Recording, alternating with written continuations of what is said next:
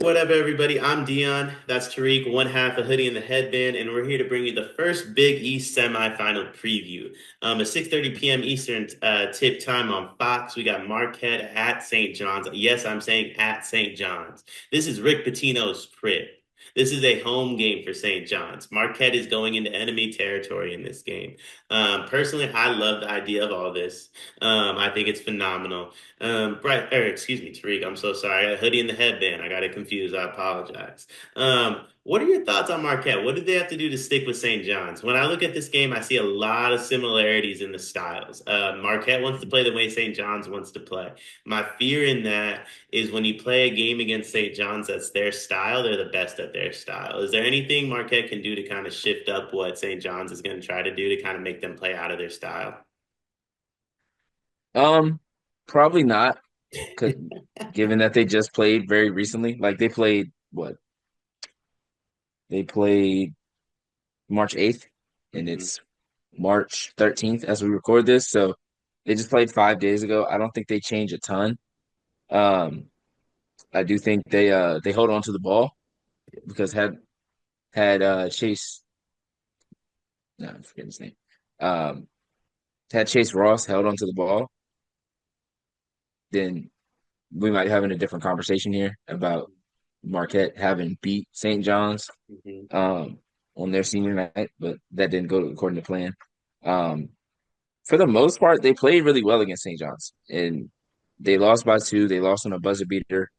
Um, Granted, that was at home, so there's going to be a little bit of a difference there. But Cam Jones scored 32 points. It took him 30 shots to get those 32 points, though. So that's a little alarming. But I don't mind the aggressiveness because you need it against a team like St. John's. Mhm. I'm curious to see if he can have that same kind of output. David Joffin had 21 points on 9 shots. He was super efficient. Chase Ross had 10 points. And then if you can get Steve Mitchell to play like he did today, I think they feel really good. Stevie Mitchell went 0 for 7 against St. John's March 8th. And today, um, he has 16 points, 6 to 12 shooting, 2 of 6 from three, 5 steals. Mhm. You don't necessarily need to get 16 points and 5 steals, but just don't go 0 for 7 again. Don't go for 1 for 9. Don't go 1 for 11. Um, and you've got a chance to win this game, in my opinion. Now, I think they're going to need something from Ben Gold or Royce Parham, whichever one. Honestly, maybe a bit of both. Um, because Zuby Ejiofor was absolutely dominant. March 8th, it's 17 to 12. And then RJ Lewis had 28 and 11, while Kadary Richmond had a triple double. So you got you got three guys to give you double digit rebounds. Um, I'm looking for the front court of Marquette to step up in this game more so than I am the backcourt. I think the backcourt is going to give you what they give you. I'm looking at Marquette's front court and it's like, can you answer the challenge and make this game more difficult and open this game up for your teammates? Yeah, I think I agree. I think I kind of look at it slightly different. I think their front court has to get going in this game. But I kind of look at it from the standpoint of like what is the difference that Marquette has that St. John's doesn't have? That's Cam Jones, in my opinion. That's the biggest difference here. Is they have Cam Jones, NBA guy. St. John's doesn't. What we've seen in every St. John's game, even the ones that they win, is there's a lull. There's a point there where they struggle to score the ball. I think if Cam Jones can take over the game during those points, um, that's how Marquette can win this game because St. John's going to give you that opportunity, right? They're going to have a 5, 6 minute stretch where they don't do much. In both Yep. UConn games, UConn jumped on twice. um, I think what Marquette's going to be able to do is in those moments where you're able to jump on them, Cam Jones can really put his foot on their neck. I think he's going to have to do that. How does St. John slow Cam Jones down? Is it as simple as just doing what they do? Yeah, I think you just continue to try to send pressure. He shot 14 to 30.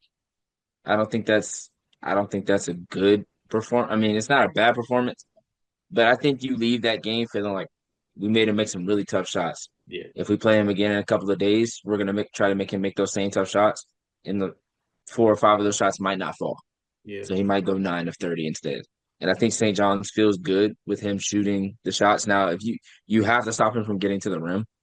If you Hmm. allow him to get to the rim, you're at his mercy. If you can force him to shoot jumpers, you have a really good chance of winning this game. Not saying that he can't shoot the ball, but you feel much better about him shooting the ball rather than him getting to the rim and finishing a layup over your defenders or potentially getting an and one and getting his teammates hyped up and things like that. So Right. um, I think St. John's tries to do the same thing. Maybe they try to force the ball out of his hands a little bit more. Maybe they try to trap him here and there, try to make other people make some decisions. I'd be curious to see if that does anything. Um, but David Johnson's not a bad decision maker, I don't think. I feel like if they put him in a short role, he can make those decisions. So can Chase Ross. So it's kind of a pick your poison in that situation.